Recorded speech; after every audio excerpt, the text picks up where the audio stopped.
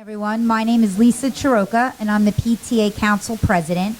And on behalf of the PTA Council, we would like to welcome everyone to Candidates Night. So I just would like to thank all of the candidates for being here and for giving up their time tonight to answer some questions. I'd like to introduce our Scotch Plains Fanwood High School JSA.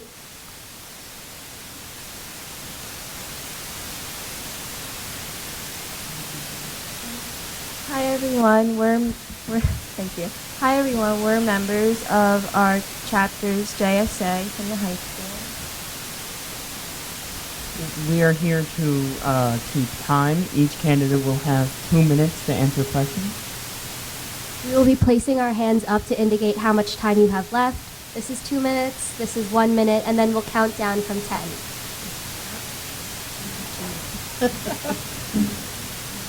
Very happy to have them here tonight. So thank you all. We will start our first question with Stephanie. So asking all the candidates to please state your name, what your qualifications are, and what 2 things do you bring to the board? Hi, my name is Stephanie Suriani. Excuse my reading. I have a lot to say, but off-the-cuff speaking is not my biggest strength, so I'm going to read what I've prepared. As a Scotch Plains parent resident for 10 years, I feel proud to be a member of a school district that values our children's academic success and personal growth. I believe it's important to have a variety of community members on the board, including parents of young children in our schools. In my 15-year career as a social worker, I have gained skills that make me uniquely qualified to hold the board seat, including understanding education policy and functioning of various school settings, to administrative functions such as strategic planning and developing policies and procedures. As a master's student in New York City, I held internships for 2 years in New York City public schools where I provided counseling and crisis intervention. For the past 9 years, I have worked in the Children's System of Care, which is part of the Department of Children and Families. My current role at Tri-County CMO involves development of policies, monitoring compliance to clinical policies and practices, training of new staff, monitoring of QA measures, and supporting social work staff at meetings with families and community providers. As part of the management team, I have experience in establishing department goals and evaluating outcomes. In addition to social work practice with children and families, I currently act as a field liaison for the Rutgers School of Social Work, and for the 4th year, I am monitoring the progress of 13 social work students in their field practicum over the course of the school year. In this role, I have developed a connection with community schools and agencies in which Rutgers students intern. It has always been a personal and professional goal of mine to expand my involvement into my own community and serve on the school board. I have a professional understanding of the functioning of school systems and would like to have the opportunity to apply this knowledge in Scotch Plains to benefit my own children and community. In sum, I bring passion and enthusiasm with a fresh perspective and a new set of eyes to the board, viewing things through a lens of a parent of young children in our schools, and I also bring many years of professional knowledge and of education issues and experience collaborating in the service of policy and planning. Thank you, Stephanie. Charlotte? Hi, everybody. Thanks for coming tonight. It's a pleasure to have you here. At this time, I'm semi-retired, and I have a lot of time on my hands now, and which means I can do a lot more volunteer work, which I've done all my life. I was usher, the first female usher at my church. I make sandwiches currently now for the homeless. I volunteered at Friends of Animals in Linden for abandoned animals. I fostered animals in my home that were, not doing well and needed some loving attention. Also, I worked for Catholic Charities for quite some time. Presently, my biggest volunteering is the Board of Ed, which I've just completed almost 3 years here, my first time doing this. And I'm hopefully looking forward to doing it another term. I'm a widower, and I have a daughter who has long graduated, and she's just moved to Massachusetts. I have a cat named Jack that I rescued. But the reason that I'm running is because I respect and am dedicated to our educational system and our students, all of our students, no matter what grade they're in, no matter whether they're a high end in learning or a low end in learning, special needs, the whole gamut. I have now served on the board for approximately 3 years, and I have a good understanding of the position. and expertise. And I'm even now better to serve our children and the taxpayers of our community. Thank you. Thank you, Charlotte. Cindy? I am Cindy Clancy. I have lived in Scotch Plains with my husband, Tom Warren, for 20 years. We have 2 children who are at the high school now.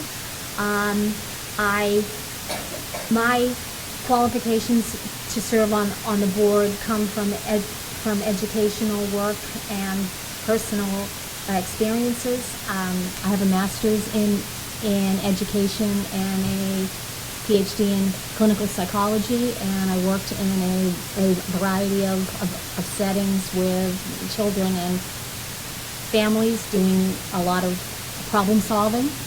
I also have been a parent in this school system for 12 years, which I think counts for a lot, because you see the school from the inside out.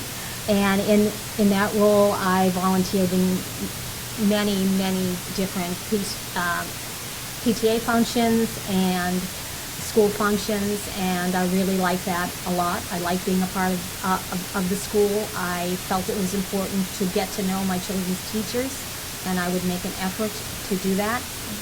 And that's what led to one of my interest on coming onto the board, was because I started coming to a lot of Board of Ed meetings because I was interested and I had a lot of questions. Finally, I also am very active in our community. I'm active in our church, in the college club, other women's organizations, and I am proud of our town, and I'm proud of our community, and I'm proud of our school system. When I think about what I bring, I've had a year to try out the board. I'm a good listener. I ask good questions. I'm not afraid of disagreements, and I'm committed to every child in our district. Thank you, Cindy. Nancy? Thank you. My name is Nancy Norris Bauer, and I have been an educator all my life. And I started out as a kindergarten teacher after I got a bachelor's and a master's degree from Florida State University. And I have done many different things in education, but for the last 20 years I've been working in teacher preparation at William Patterson University. And I think two of the areas, I'm a big believer in being a volunteer and supporting your community. When my children were in school here in Scotch Plains, and both of them went all the way through, the two things that I really focused my time on were Girl Scouting with my daughter, and then was very involved with getting the ice hockey team started with my son and his friends and their parents. And the latter experience gave me a real interest in pursuing the Board of Education and trying to have an impact from the other side after coming to so many meetings advocating for this team. I think having the long perspective is also of some value on the board, having seen children go all the way through and be successful at the end, and wanting to see that same kind of thing happen for children as we move forward in the district, so that everyone's children can continue to have the same kinds of experiences and background that my children were able to have. Thank you, Nancy. Amy? Hi, Amy Winkler, and my husband and I have been living in Fanwood for the last 18 years. I currently have a 7th grader at Terrell and a 10th grader at the high school. When I started on the board, I had 2 students in elementary school at Coles. But it was my involvement in the PTA at Coles that really fueled my interest in joining the Board of Ed, and I've now been on it for just shy of 7 years. Next month will make 7 years. I've served on the Policy Committee, Curriculum Committee, Shared Services, and the Personnel Committee. Prior to having children, I spent 10 years working as a hydrogeologist. I did environmental remediation, Superfund sites, gas stations, chemical plants, military bases, and other sites. Currently, I'm working as assistant to the Director of Education at Temple Shalom's Religious School in Scotch Plains, and I've been serving on the Board of Directors for Social Justice Matters, which is a local organization dedicated to fostering equity and challenging racism within the community and at large. Thank you, Amy. Thank you, everyone. For our first question, what do you think we have been successful in achieving as a district? And what do you think is a challenge that we face as a district?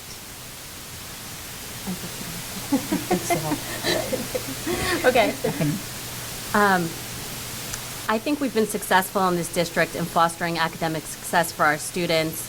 The last statistic I could find, we had a 98% graduation rate, which is absolutely amazing. Just as an aside, I was in New Brunswick today at a community agency providing academic support for students, and I learned that they have a 62% graduation rate. So I felt very proud to be part of this community.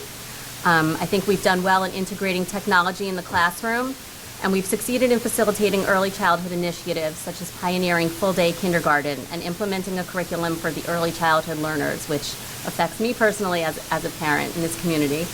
I'm pleased with innovative programs that we have, such as STAR, which promotes team building in our middle schools, and Quest for gifted and talented students, as well as the array of special services for students with special needs.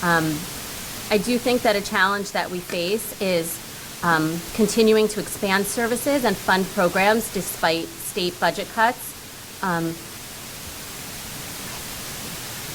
Cuts in programs that promote career readiness maybe have not supported our students who choose to grow directly into the workforce. I think that a challenge we face is partnering with community agencies, considering cuts in recreation spending, and continuing to maintain our school system's autonomy and meeting the specific needs of the students and families in our district while still following state and federal regulations. I think a challenge that every school district faces is continuing to monitor school safety and the security of our school facilities as well as the students. I myself am trained in crisis intervention and part of my agency's school safety committee, so I feel like I could offer feedback on crisis coding systems and various other measures that address safety. Thank you. Thank you. Charlotte? Okay. I think we're all going to say the same thing. It's definitely kindergarten. I mean, it's a big thing here in our school system, and we're all happy to have it. And I think the parents are really happy to have it also. I think that one of the challenges would be is, and again, she had said that about monitoring our school buildings for maintenance, safety, cleanliness. Make sure that we're up to date on everything, because you see other schools and they go to pot, some of them. And we, in our school system here, we try to take care of our schools. We just put a new roof on a building. We've gotten new doors for safety.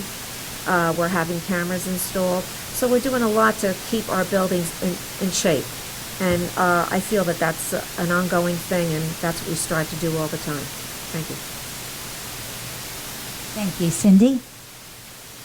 I think our success as a district is really built on the child-centered approach that is a top-down concept here. We really take each child and look at what they need and what their learning needs.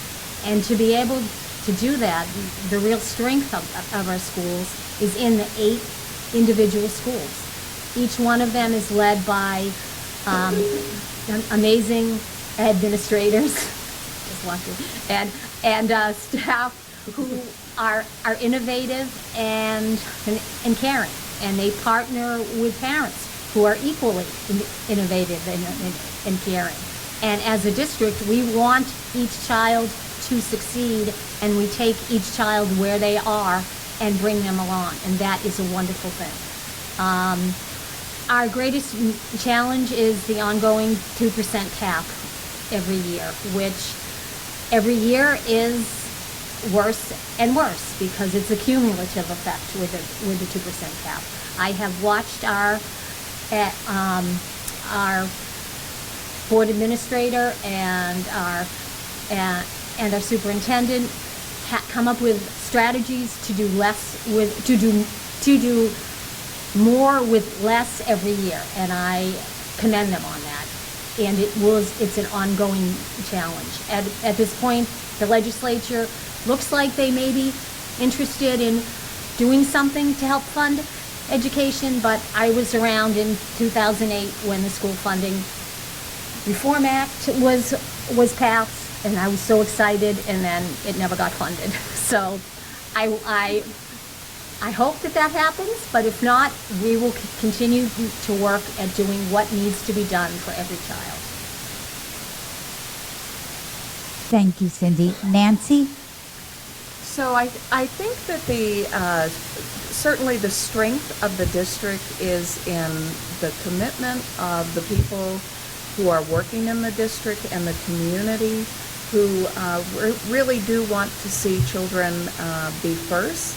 But I'd like to really highlight something that I think is great, and that is that over these last years, despite the caps and everything, we have been able to manage our budgets and support the work of the teachers in the schools, sort of through thick and thin. When the cap came, when cuts came, and full-day kindergarten, despite this, the numerous repairs that we've been able to make without coming back to the community asking for a bond referendum, I think is really something that I'm very proud of.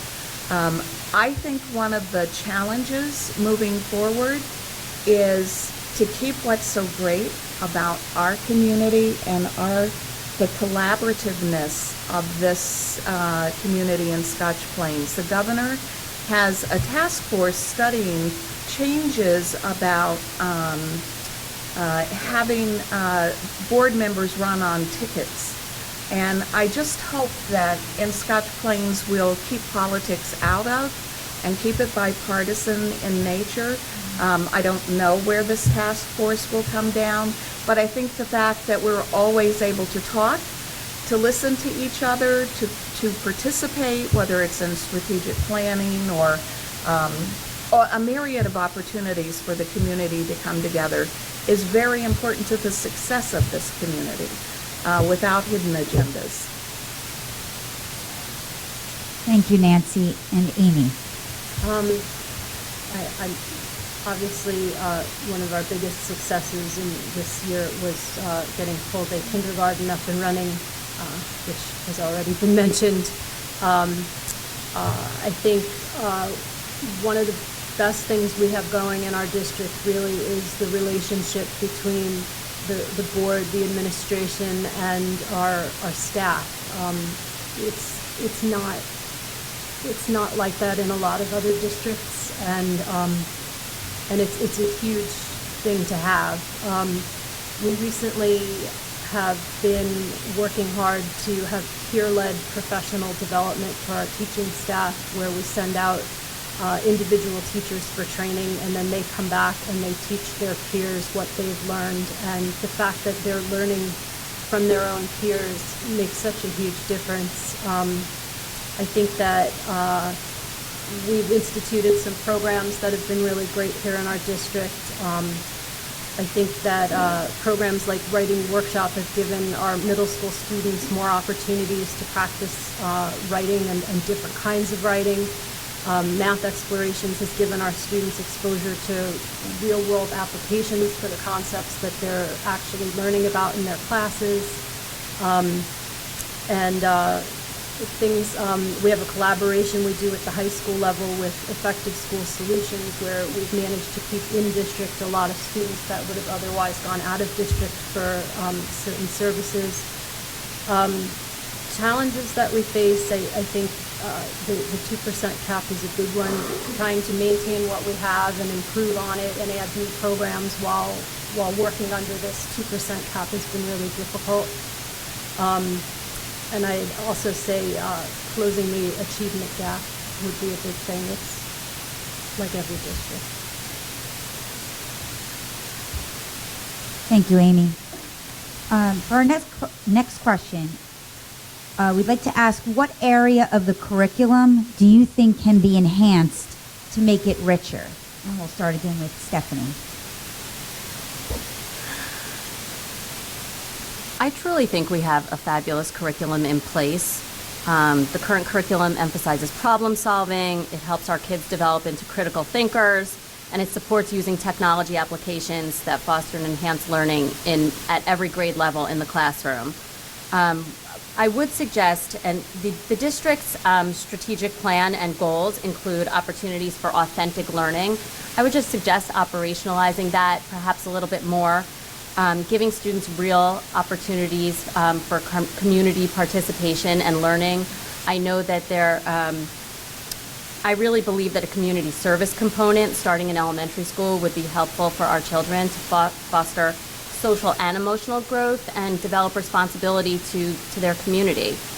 I know that there was a recent opportunity in the Science to Science program where students got an actual opportunity to learn in a technology in a company in their science lab, and I think that there should be more opportunities like that at different grade levels.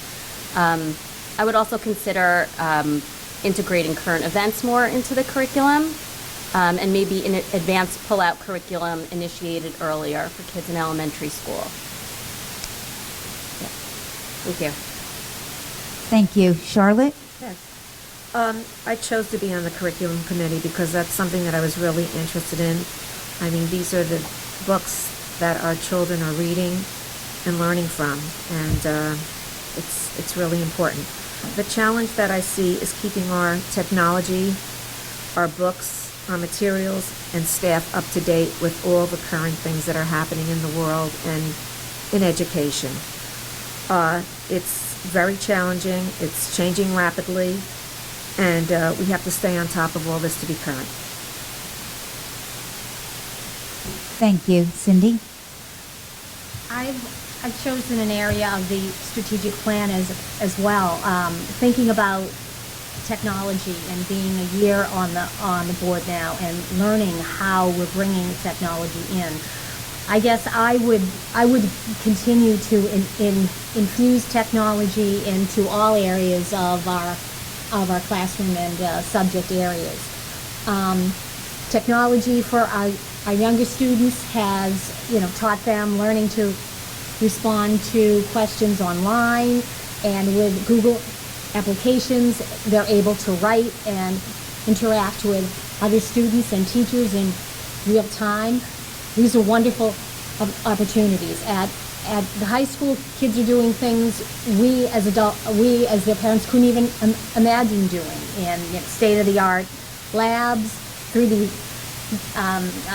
printers, sophisticated visual and audio aid type activities. And what I want to highlight tonight is I thought over the weekend about the cyber attack on Friday and the cyber security attack. And I guess I want to make sure that our children do not just know how to use technology, but to really study how technology is used around the world. So social studies, math, and any of the subjects are very open to that. I struggle to understand technology that my children just seem to know. I want our students to be ready for all the things that they will face having to do with technology in the future. Thank you. Nancy? Well, I think it's interesting that we have a number of commonalities in our thinking. I also wanted to focus my thoughts on the area of authentic learning and technology as a part of that. But related to authentic learning, and something that's been very important to me, and I think while this district is doing a lot with authentic learning, and I think we can always do more, and student voice, I think, is really critical. I think it's so wonderful. I want to compliment the PTA, having the students here doing something very authentic and important, just as our tech person is doing the reporting in the back. I think we can't underestimate the value of having students. We can't expect them to leave at 18 to be active citizens if they're not having a chance to do that before they leave. And I think the more responsibility, opportunities we give them to do that with, I hesitate to say fewer controls, but that's really true, more autonomy. The more important, I think that's very important. And there are many real-world opportunities. I was very excited when the high school added some years ago the opportunities at the end of senior year for students to go out and shadow and try out different positions, which I know some of those students have ended up following careers in those areas. But it is obviously something the community cares a lot about because it is in the strategic plan. And so that means that there is a lot of support for us to really move forward and be an example for other districts. Thank you, Nancy. And Amy? I'm a member of the curriculum committee, and I have been since I've been on the board. Well, mostly since I've been on the board. There was a brief time there that I was not. But I, as a member of that committee, I do have a pretty good handle on what our curriculum currently offers, and I think that overall it's fairly impressive. I'm particularly pleased with the focus on global awareness that we've incorporated over the last few years in accordance with the strategic plan that was put together with public input. But of course, there's always room for improvement. I think we're doing a lot of cross-curricular learning at this time. I'd like to see some more of it. I'd like to see some incorporating the foreign language into that. I'd like to see maybe vocabulary from what's happening concurrently in science class or in language arts happen in foreign language classes. I'd like to see more focus on English grammar happening earlier. And more art throughout the curriculum, more career exposure for our students, things like that. Thank you, Amy. So for our next question, we would like to focus a little bit on safety. According to New Jersey state law, it is up to the municipality to ensure that children have a safe walking route to school if they live less than the required distance to get busing. However, many of our children are not eligible for busing, yet some parents feel they do not have a safe walking route to school. What are your views on this topic? It's a big question. I think walking to school is wonderful. I know my own daughter's very energized by it on days when we can do it and I don't have to rush straight to my office. But I think we first need to understand really what the problem is. Is it high traffic areas, congestion, cars moving too quickly, access to safe crossings? So I think there's some assessment that needs to be done. But I think once we understand what the issues are, maybe we can have a committee that implements some various ideas. And some ideas that I have might be, I've read about the concept of walking school buses. I know this is big in some areas of California where parent volunteers accompany children to school. The parents, would be identified and then they would stop at designated walking bus stops that are well signed. I also think just signage around typical walking areas that remind drivers to slow down, that remind drivers that these are safe walking routes to school. We might also need to work with the town on some traffic calming measures, such as speed bumps, grooved pavement, things like that. So I think it's a multifaceted intervention. I also think that for kids walking alone, which I know starts in middle school, and I think that's a really important part of a child's development, and it can be a really positive experience.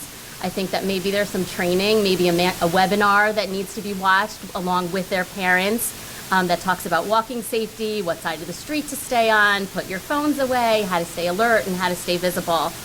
And I think for all of these measures, I think many town entities can come together, the Planning Commission, police and fire departments, the school board, the Chamber of Commerce, and funding can come from a number of different streams. Thank you. Thank you, Stephanie. Charlotte? This is a tough question. It's a hard one to figure out. But according to state code, it is the responsibility of the municipality. But we could have, and I hate to say this, shared services. I was thinking maybe, which Amy is on, that maybe they could do a walk to see what paths need some work on, see the conditions of the sidewalks, that they might be unsafe, and also the traffic issues.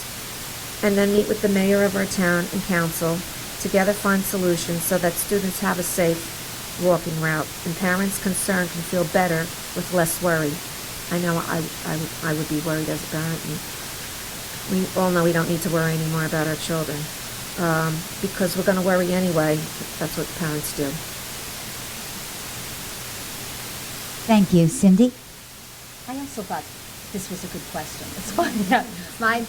My first thought was we have to accept where we live. And we live in towns where sidewalks are not given on streets. When I moved here, my road doesn't have a sidewalk. That and also we have lovely schools built in the middle of residential areas. So both these things bring with them a host of issues that we have to try to hit one by one. In terms of walking to school, I think our community does have some work to do. We know that we know that there are things that we can do to make the area safer. And Amy and I do both sit on the Shared Services Committee, and we do meet with folks from the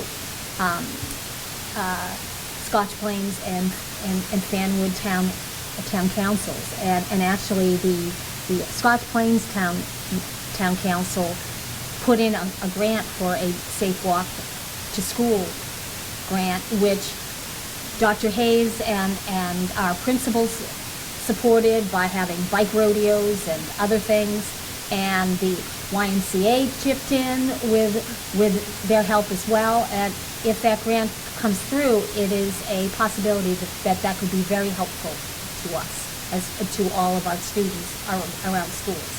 So there are things like that we have to do, but we do have to come together.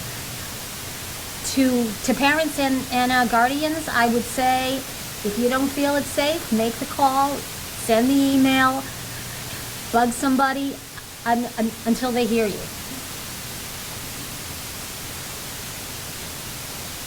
Thank you, Cindy. Nancy?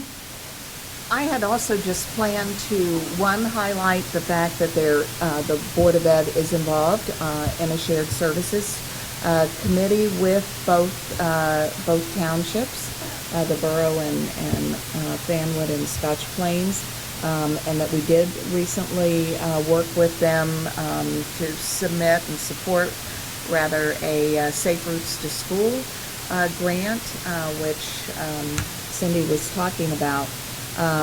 And I also wanted to say something along the lines of what Cindy was saying, that each body has its own things that they can control. And I also would encourage people to be advocates for whichever body is in control. It's wonderful when parents come to, or community members to a school board meeting, and they highlight something they're concerned about, because it may be something that we didn't know about. And over the years, it's been just a variety of things. But that's the same for the townships, because we don't control putting in sidewalks, and people have different feelings, for example, about sidewalks, because then you have to shovel them and so forth. But there are certain things that we control, there's certain things that they don't control, but the bottom line is we all are concerned, I think, about putting student safety first. And certainly we want to be a part of conversations, and I know our administration at the central office and at the schools work closely with certainly the police departments and everyone. And that's their first concern as well. Thank you. Amy? Going last means that I'm kind of reiterating a lot of things this evening that you've already heard. But as you've heard, I am on the Shared Services Committee, and we do sit with the representatives from both municipalities to talk about all sorts of issues, and one of them that has come up quite a bit over the last few years has been safe walking routes to schools. My child, who's at Terrell, walks to school every day, and when my older child was a student there, she also walked to school every day, and I did have some concerns. My kids walk straight down Terrell Road, and there's sidewalk that's in really crappy condition in some areas. My younger child was taking an instrument in a case with wheels and dragging it, and there are places where the sidewalk is tilted toward the road, and on those days when he had to bring that instrument to school, I would drive him to school every day for that.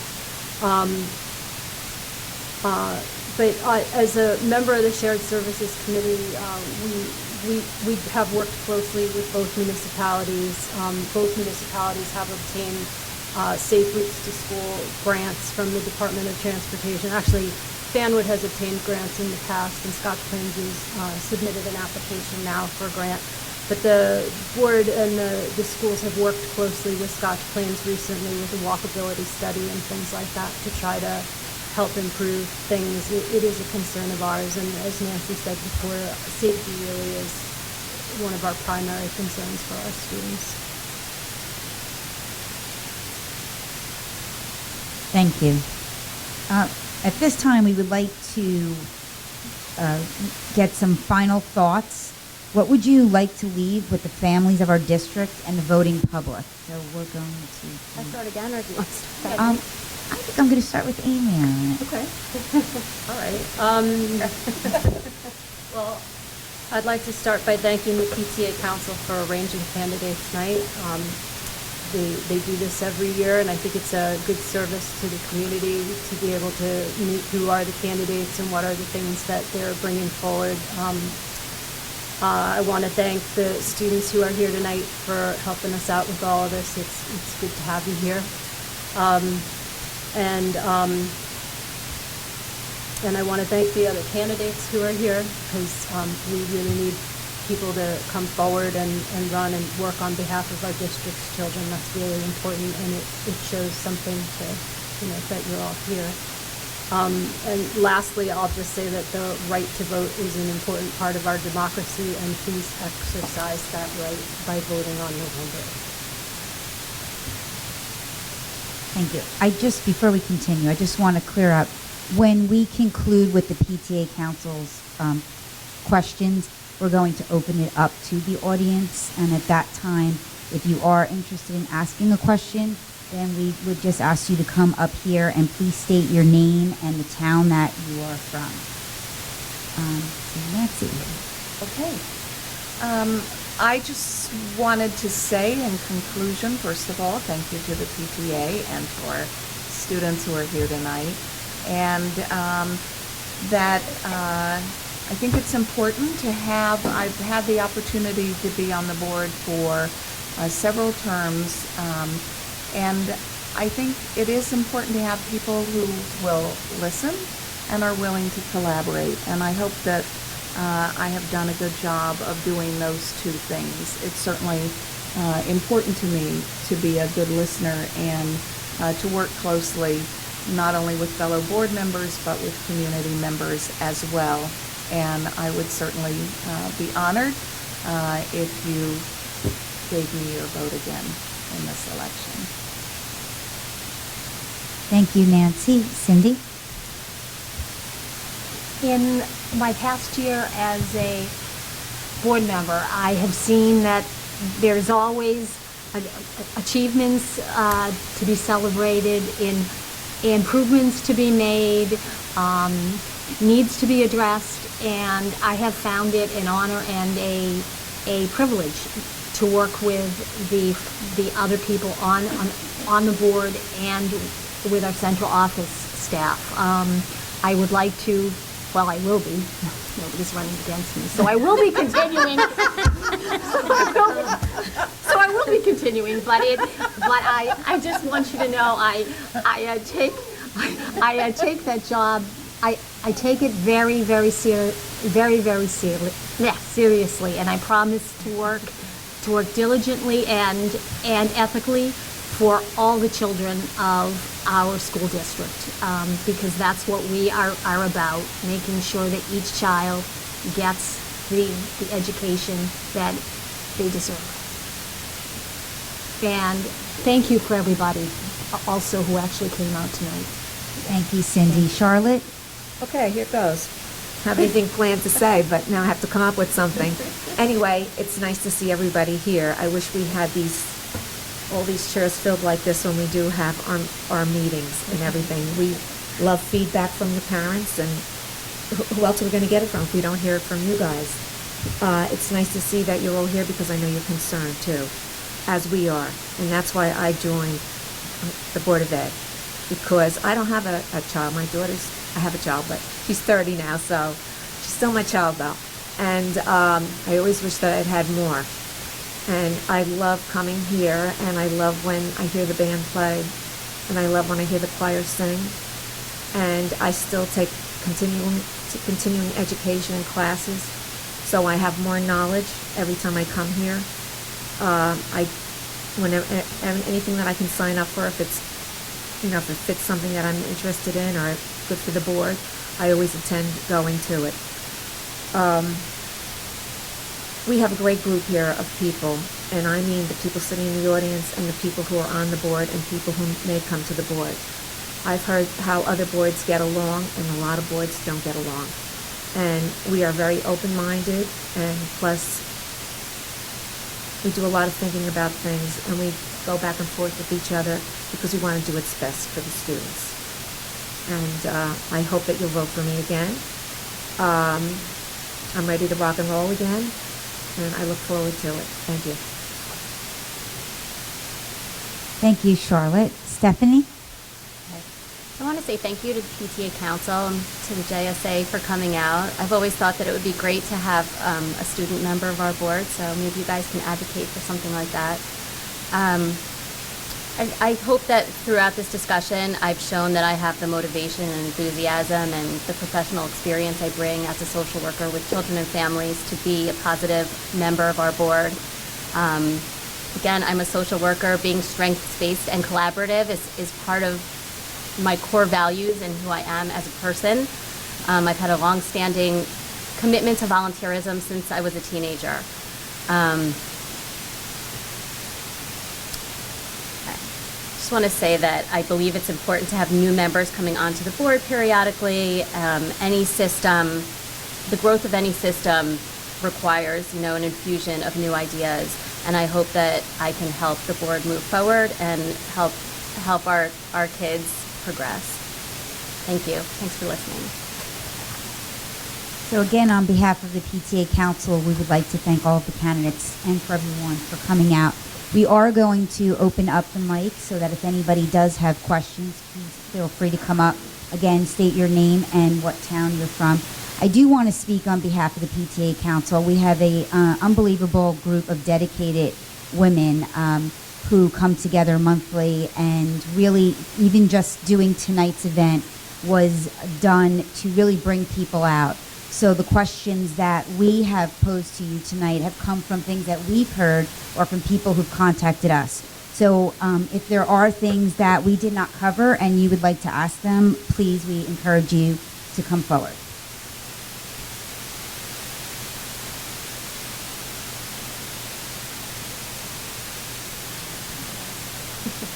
Don't all rush up at once.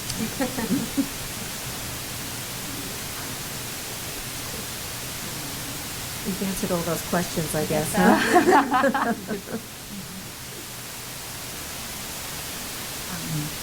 Anybody from the JSA? Oh, okay. Hi, my name is Barbara Matty. I'm actually the Vice President of Council, and I'm from Fanwood. My question was, you mentioned you're running unopposed, but you're from Scotch Plains. How does that work? I'm running, I was appointed a year ago to fill a seat that was made by the resignation of one of the board members. And it was not in time for it to be on the ballot. So I was appointed for a year. So I'm running to finish out the year of that appointment. Okay, so who exactly is on the ballot? Stephanie, Charlotte? No, and I'm on the ballot, but it says 1-year position. Oh, okay. And then I would run again next year for a 3-year position. 3-year unexpired term. Okay. Yes. Okay. Thanks for the. And that's the same for Deb Brody, just so you know, who couldn't be here tonight. Yeah, she was appointed, so. Right. So she served her 1 year, and now she's running one more year before Well, her 3-year. Well, actually, that has 2 years left on that seat. So she's running for the remainder of that term, which is 2 years. Okay, thank you for.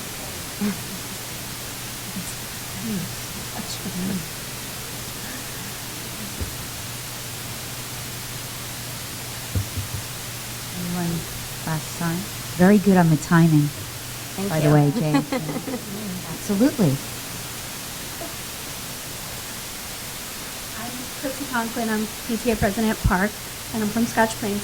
And there's been rumors going around about Boatcraft being developed into apartments, which tentatively we've heard rumors about 200 apartments. And I, out of curiosity, and this might not be the time for this, but how does the town make, and the board, make adjustments to, because there's no way of knowing how many children, and this will affect, Evergreen, Park, the high school. How does the town take that into consideration? I mean, the Board of Ed take that into consideration. We've been discussing it lately. We haven't come up with anything yet, but we have discussed it, wondering how to attack that or how it will affect us. Okay. We do have a demographer who regularly gives us reports. Okay. And so I'm sure in the next report that we get, that would be taken into consideration. That helps us project over a period of time. Okay. And is helpful in our planning because our numbers have been pretty steady. Okay. So watch for that. Watch for that. Okay. All right. Thank you.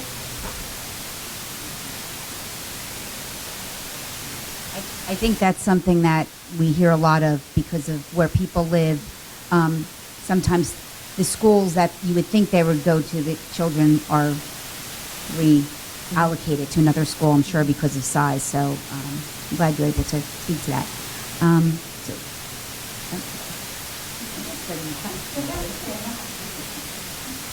Hi, Jennifer Power from Scotch Plains.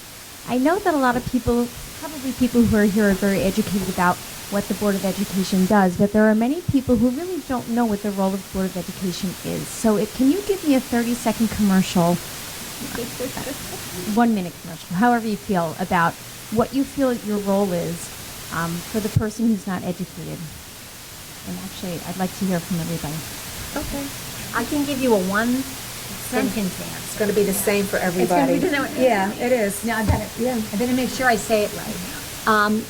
We don't, the Board of Education does not run the schools. We see that the schools are run well. Does that make sense? Is that how you say it? Yeah. The Board of Ed is a policy-making body. We make the policies, and then the administration carries out the policies that we set. Doesn't sound like much, but it is. Well, in addition to policy, that's key.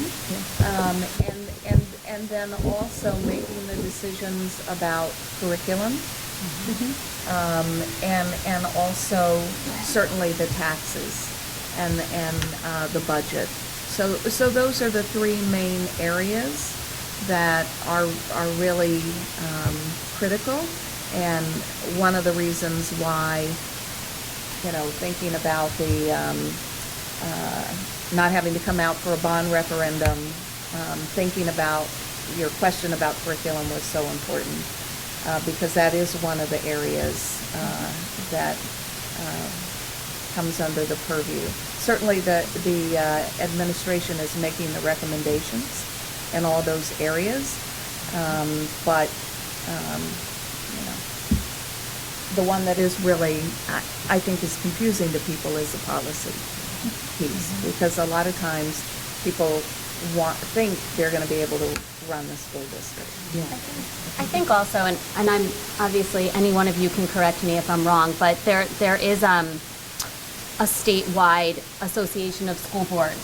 So I think it's important that our town has a voice, throughout the state, not only a voice, but it means, I know that people attend meetings at the state level, so we can see what other districts maybe are doing well or not doing so well. Just like the principals have their, organization and administrators at the state level. So it kind of provides a greater context, I think, for the district within the state. And just to follow up on that, because you might find that interesting, we all have, board members have required training. There's required training for first-year members, second-year members, third year, second term, first year, all kind, it is continuing training. And then some of the kinds of meetings, I know Charlotte referred to going to some meetings like the county meetings, so forth. So there is a lot of training could be related to negotiations or all kinds of things, maybe where you need to develop expertise. And in the next few days, a lot of us are going to a convention in Atlantic City. We get a stack of paper. Well, really, it's online, so it's not actually a stack of paper, and we read through when there's something that comes up for a vote, or Dr. Hayes makes a recommendation. We have read why that's happening, and we've talked about it as much as we need to either say yes or say no. So I always feel like if anyone does come to a board meeting, it seems to go sometimes rather quickly through all these items, but just know part of the job is a lot of reading and a lot of prep and a lot of asking. And the committees. And committees. And, asking pertinent questions. Yeah, so what you see is such a minute part of what we do. I mean, some nights we're here till 11:30 at night. We have been there that late.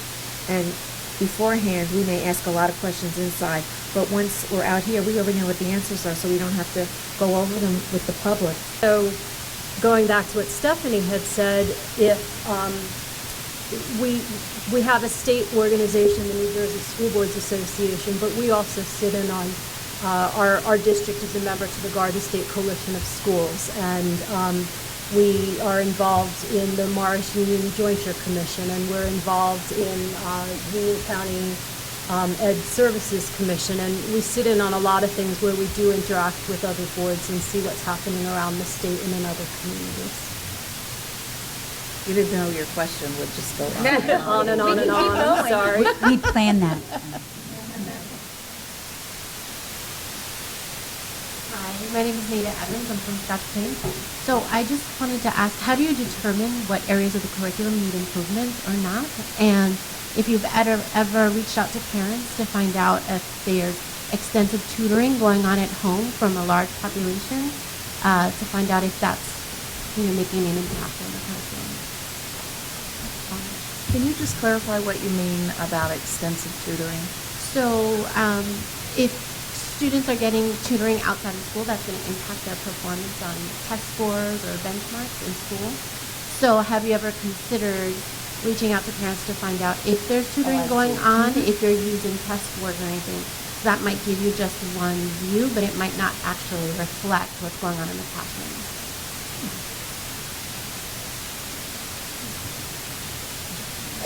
Well, your first part of your question about curriculum and how we know when our curriculum runs on all of our curriculum is on like a 5-year cycle. Each subject is on a 5-year cycle that we look at it, we investigate, we see if we need to update textbooks, if there are things we need to incorporate into it.